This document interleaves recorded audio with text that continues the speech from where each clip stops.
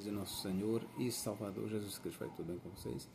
Irmãos, este vídeo que eu vou fazer, ele é um vídeo resposta a um comentário de um professor judeu que sempre no seu canal ele está trazendo conteúdos contra o cristianismo, contra a igreja. E eu assisti num vídeo dele e vou dizer o nome do canal. O canal chama-se Monoteísmo Racionalista. O professor, ele é chamado de Professor João. Ele é um judeu. Pelo que eu sei um pouco da história dele, me parece que ele já foi cristão e passou para o judaísmo.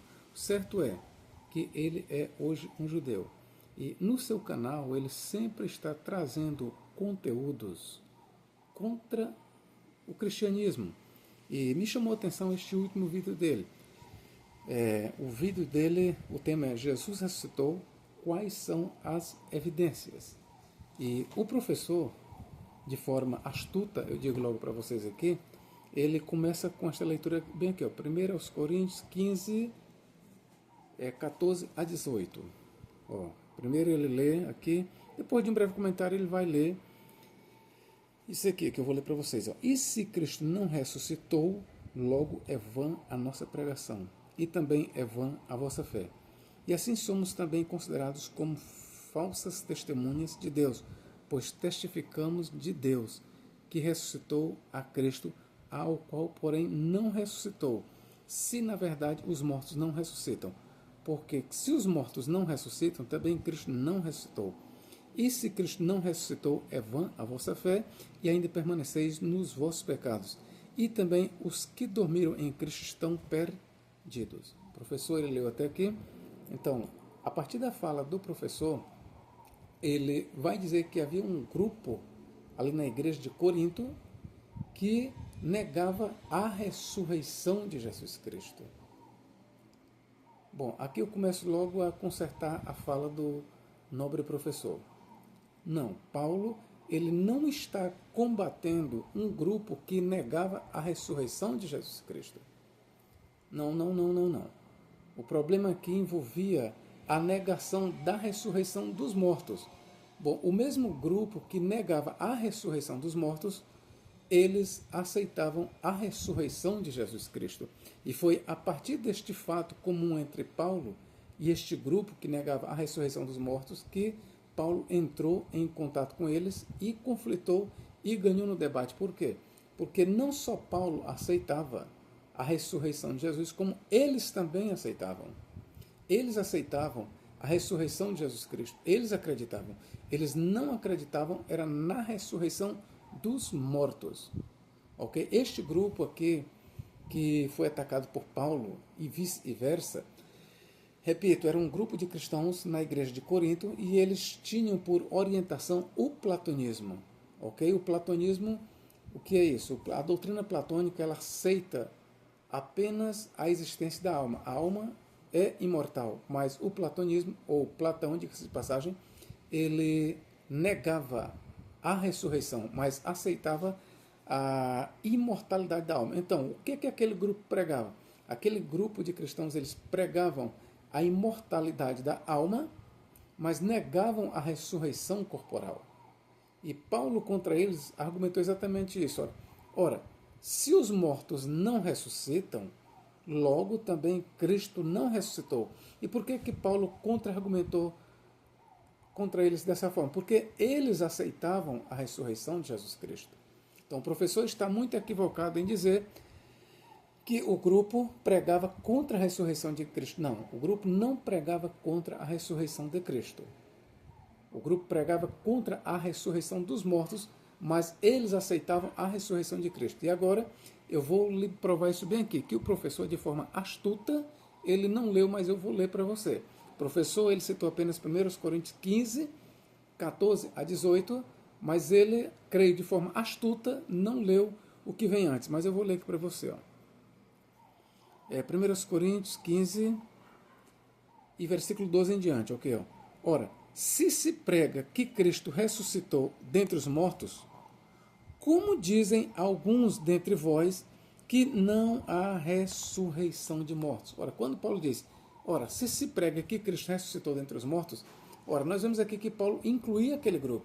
Aquele grupo pregava que Cristo havia ressuscitado dos mortos. Logo, eles eram cristãos. O que eles negavam era a ressurreição dos mortos, mas eles acreditavam na ressurreição de Jesus Cristo.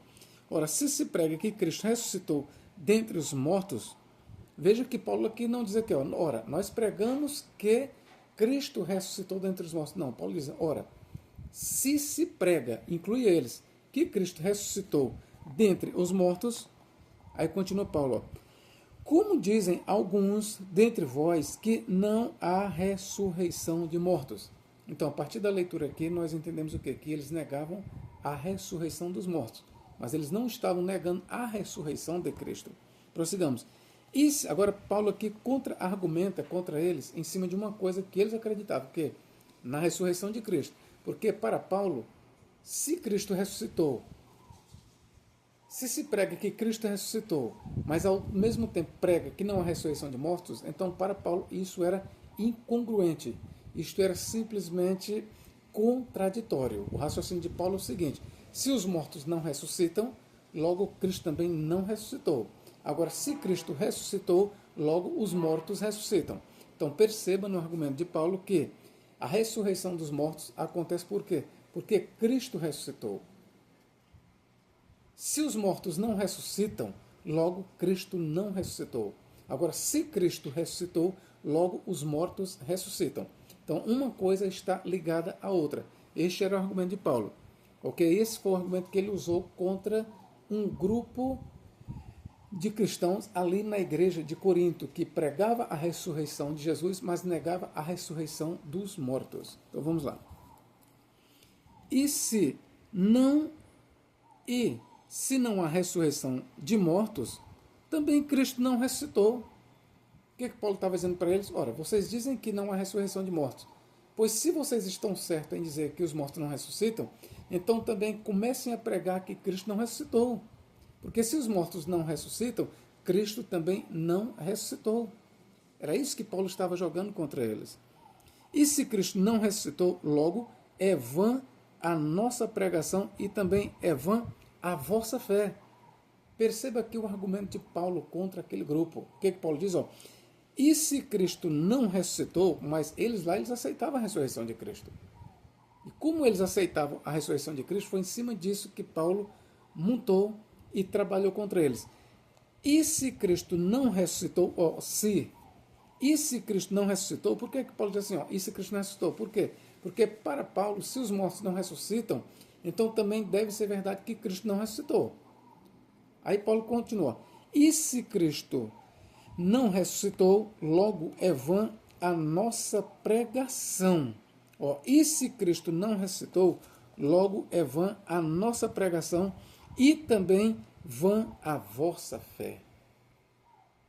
Ok? Repito, Paulo diz, e se Cristo não ressuscitou, logo é vã a nossa pregação e também a vossa fé. Então, queridos, e assim somos também considerados como falsos testemunhos de Deus, pois testificamos de Deus que ressuscitou a Cristo, ao qual, porém, não ressuscitou, se, na verdade, os mortos não ressuscitam. Então, você vê aí todo o argumento. Então, o professor João, eu não achei honestidade nele, porque o grupo aqui não está dizendo que o grupo negava a ressurreição de Jesus Cristo. Está dizendo que eles negavam a ressurreição dos mortos. E o que Paulo trabalha contra este grupo é em cima da ressurreição dos mortos. Como é que Paulo vai provar para eles que os mortos ressuscitam? É a partir de um ponto que, tanto para Paulo quanto para eles, era válido. Qual era o ponto? Era a ressurreição de Cristo. Tanto Paulo quanto aquele grupo de cristãos que negavam a ressurreição dos mortos, ambos, Paulo e eles, acreditavam na ressurreição de Cristo. Então, este ponto era comum entre os dois. Então, foi em cima deste ponto comum que Paulo trabalhou e refutou os seus oponentes. Ora, se vocês dizem que os mortos não ressuscitam, então também comecem a dizer que Cristo não ressuscitou. Se Cristo não ressuscitou, é vã a nossa pregação e também a vossa fé. Este é o argumento de Paulo, ok, queridos? Acredito que deixei bem claro, né? Então vamos lá. esse ponto eu já refutei, né? O professor também, ele traz o quê? O professor diz que foi alucinações de luto. Aí ele cita aqui Bart Ehrman. Ele cita Bart Ehrman, um teólogo, ele é um ateu. Então ele se escuda aqui na palavra de Bart Ehrman, e ele diz, segundo Bart Ehrman, o relato da ressurreição de Cristo, na verdade, ele deve ser visto como uma alucinação. Mas, na verdade, o relato do Novo Testamento sobre a ressurreição de Cristo não deve ser visto como um fato histórico, mas da parte dos discípulos deve ser visto como uma alucinação. Ok?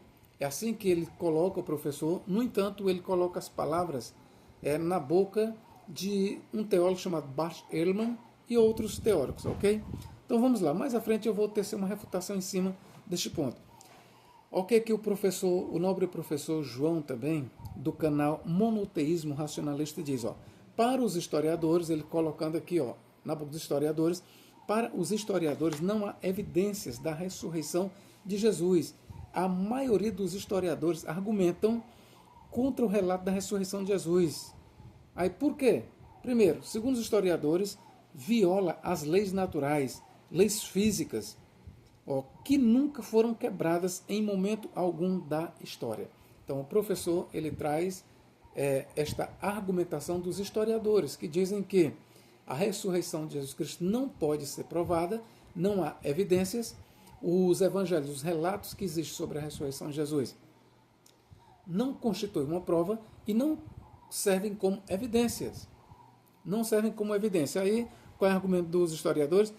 Aí ele vai dizer, a maioria dos historiadores argumentam contra o relato da ressurreição de Jesus. Por quê? Porque tal coisa viola as leis naturais, leis físicas, que nunca foram quebradas em momento algum da história. Muito bem, o professor aqui ele acha válido o argumento dos historiadores no que diz respeito ao relato da ressurreição de Jesus. Agora aqui é onde eu pergunto aqui para o professor João, do canal Monoteísmo Racionalista. Muito bem, se esta argumentação dos historiadores é válida contra o relato da ressurreição de Jesus, o que dizer de dois casos de ressurreição nas páginas do Antigo Testamento? Você vai ler em 1 Reis 18, ou 2 Reis 13, 20 a 21, onde se diz que na sepultura onde foi colocado Eliseu, onde estavam os ossos de Eliseu, foi jogado um homem morto, e quando ele tocou nos ossos de Eliseu, rapidamente ele foi ressuscitado. Agora eu pergunto aqui para o nobre professor João, do canal Monoteísmo Racionalista. Se o argumento dos historiadores é válido para a ressurreição de Jesus, ou contra a ressurreição de Jesus, o mesmo argumento que é usado contra a ressurreição de Jesus, porque fere as leis naturais, né? Leis físicas que nunca foram quebradas em momento algum, esse mesmo argumento não vale para o que nós lemos em 2 Reis 13, 20 a 21? Pois eu lhe digo, professor, que vale.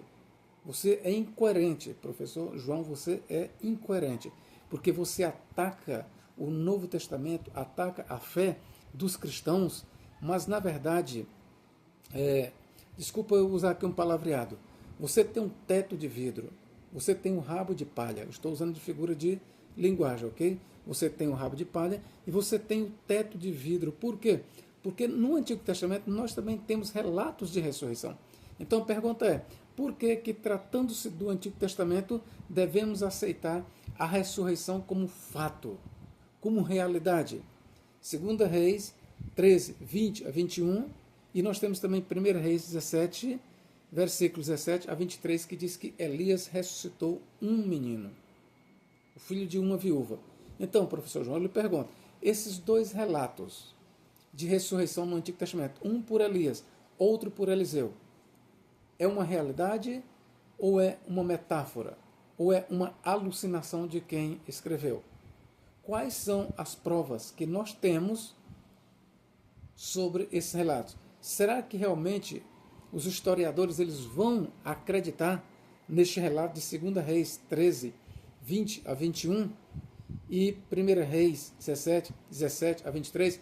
Ambos os relatos falam de ressurreição corporal.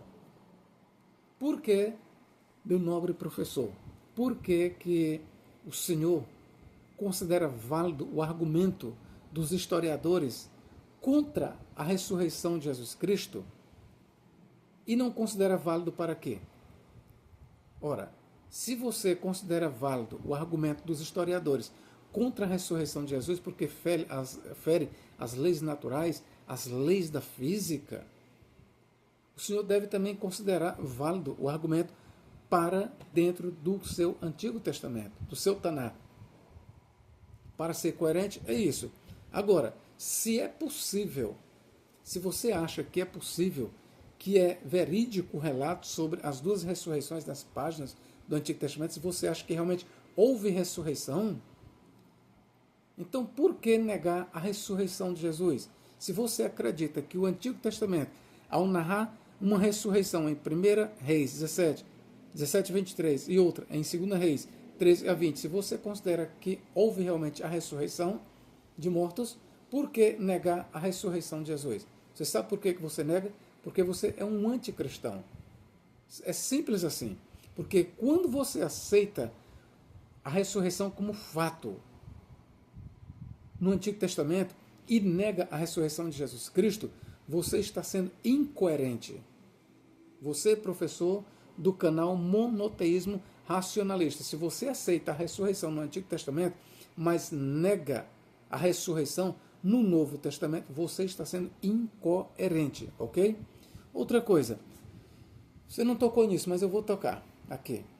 Com certeza você também não só nega a ressurreição, e eu sei que os judeus não só negam a ressurreição, porque eles dizem que os relatos dos evangelhos não constituem uma prova, não servem como provas sobre a ressurreição de Jesus. Ou seja, vocês não só negam a ressurreição de Jesus, mas também vocês negam a narrativa que diz que Jesus foi arrebatado ao céu.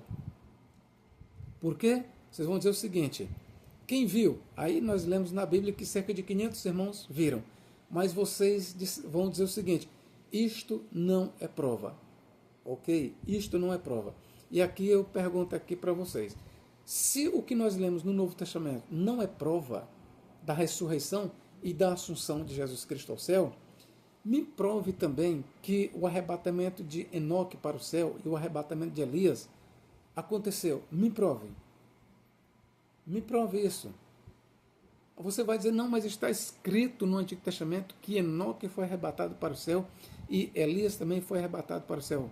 Bom, se você não aceita o Novo Testamento como um testemunho, como uma prova da ressurreição e da ascensão de Jesus, porque você diz que não tem provas científicas extras bíblicas, o mesmo vale para o Antigo Testamento. Não há como provar, é só uma questão de fé. Não tem provas científicas, não tem provas extra bíblicas sobre o arrebatamento de Enoque e sobre o arrebatamento de Elias. Vocês, judeus, vocês aceitam isso como verdade, mas não como uma verdade histórica, não como uma verdade científica, mas vocês aceitam isso como verdade apenas pela fé. Vocês acreditam, assim como nós cristãos acreditamos sem uma prova, vamos dizer, histórica, sim, como vocês dizem, mesmo contra as leis da física, as leis naturais, mas nós acreditamos. Não há evidências históricas de que Jesus ressuscitou. Não há. Muito menos há evidências históricas sobre a assunção de Cristo ao céu. A única coisa que nós temos é o relato dos evangelhos. Pois bem, a única coisa que vocês têm também em acreditar sobre o arrebatamento de Enoque e Elias para o céu é o relato do Antigo Testamento. Vocês não têm provas também. Vocês, judeus, e aqui eu estou falando especificamente para o professor João do canal Monoteísmo Racionalista. O Senhor ataca o cristianismo. O Senhor diz que o Novo Testamento é cheio de fábulas. O Senhor diz que Jesus não ressuscitou. O Senhor nega que Jesus tenha sido assunto ou arrebatado ao céu, conforme diz os evangelhos. Mas o Senhor, ao mesmo tempo, aceita os dois casos de ressurreição no Antigo Testamento e também aceita o arrebatamento de Enoque e de Elias. E cadê as provas?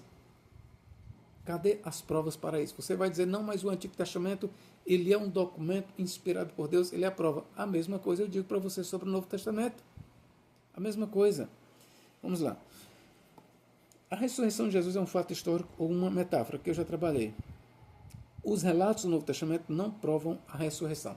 Mas já falei, se os relatos do Novo Testamento sobre a ressurreição de Jesus não servem como prova de que Jesus ressuscitou, também o relato do Antigo Testamento não serve como prova de que houve realmente ressurreição a ler em 2 Reis 13, 20 a 21 e 1 Reis 17, 17 a 23. Também não serve para provar que Enoque foi arrebatado e nem que Elias foi arrebatado. Por fim, eu quero fechar este vídeo citando aqui outra coisa. Vamos lá.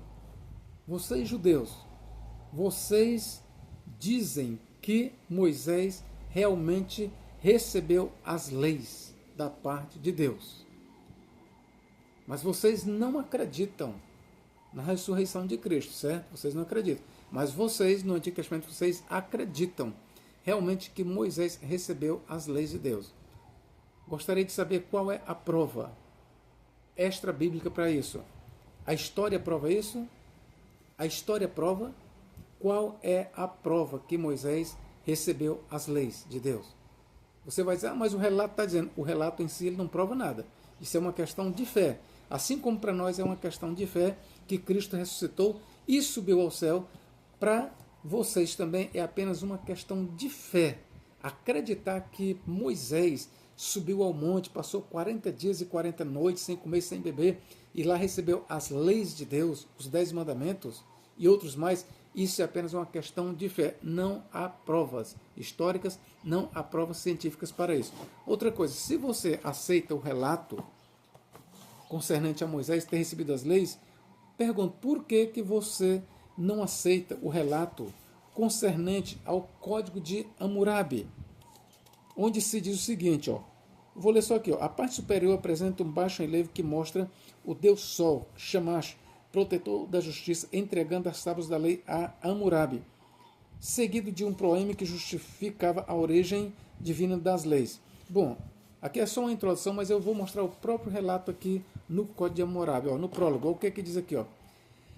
Quando o alto Anum, aí que era Anum, era Deus Supremo, rei de Anunnaki, Anunnaki são que os deuses da terra, e Bel, quem era Bel? Deus da fertilidade, agricultura e guerra.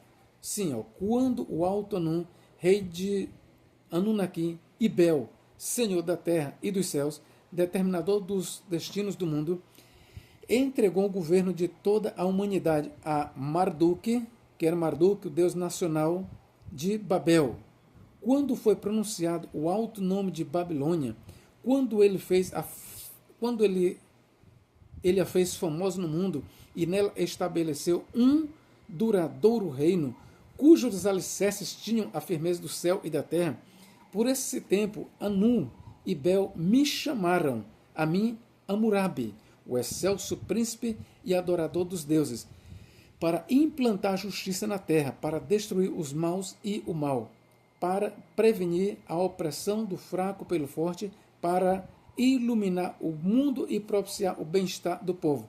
Hammurabi, governador e escolhido por Bel, sou eu, o que trouxe a abundância à terra, o que fez a obra completa para Nippur e Burilu, o que deu vida à cidade de Uruk, supriu água com abundância aos seus habitantes, o que tornou bela a cidade de Brasipa, o que encelerou grãos para a poderosa Urash, o que ajudou o povo em tempo de necessidade, o que estabeleceu a segurança na Babilônia, o governador do povo, o servo cujos feitos são agradáveis a Anu.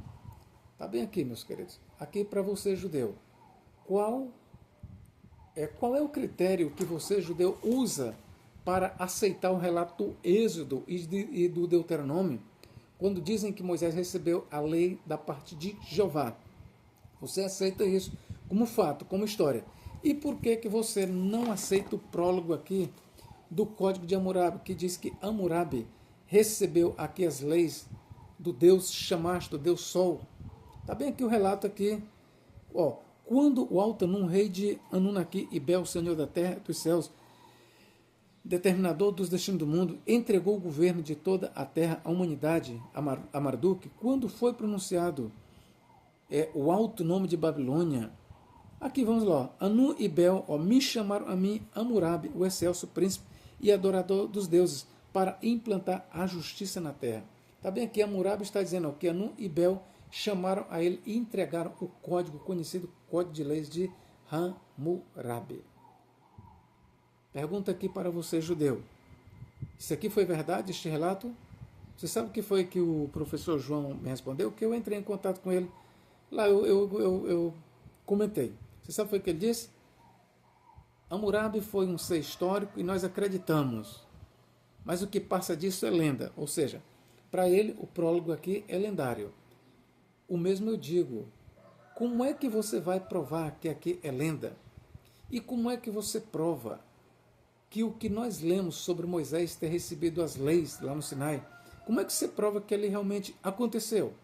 E como é que você prova que aqui é lenda? Você acha que aqui é lenda, sabe por quê? Porque simplesmente você não acredita.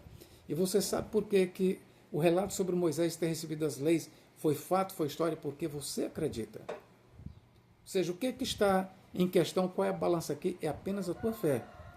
O que você acredita é história. O que você não acredita é lenda. É só isso. Então, judeu, você, professor João, do canal Monoteísmo Racionalista, você está sendo incongruente. Você lança vários ataques contra a fé cristã, mas você tem o teto de vidro, você tem o rabo de palha. Ok? Saiba que quando você lança pedras no teto cristão, você deve também estar esperando pedras serem lançadas sobre o seu teto de vidro. Se o teto cristão que é de vidro é quebrável, saiba que o seu também é quebrável. Ok, meu irmão? Então eu quero lhe dizer que você não é coerente no seu argumento. Você lança os argumentos históricos e críticos contra a ressurreição de Jesus e acha válido. Você acha válido. Mas você deve lançar esses mesmos argumentos para os dois casos de ressurreição no Antigo Testamento. É simples. Se os argumentos críticos e racionalistas são válidos para a ressurreição de Jesus ou contra a ressurreição de Jesus, são também válidos contra as duas ressurreições que nós temos no Antigo Testamento.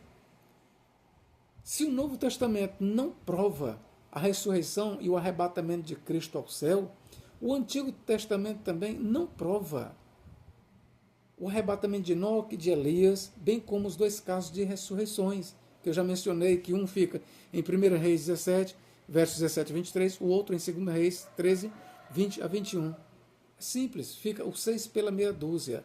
Então, meu irmão, quando você ir criticar o cristianismo, lembre-se que você tem o teto de vidro e tem o rabo de palha. Ok, meu irmão? Isso é uma verdade. Deus em Cristo nos guarde, nos abençoe agora e para todo sempre. Amém.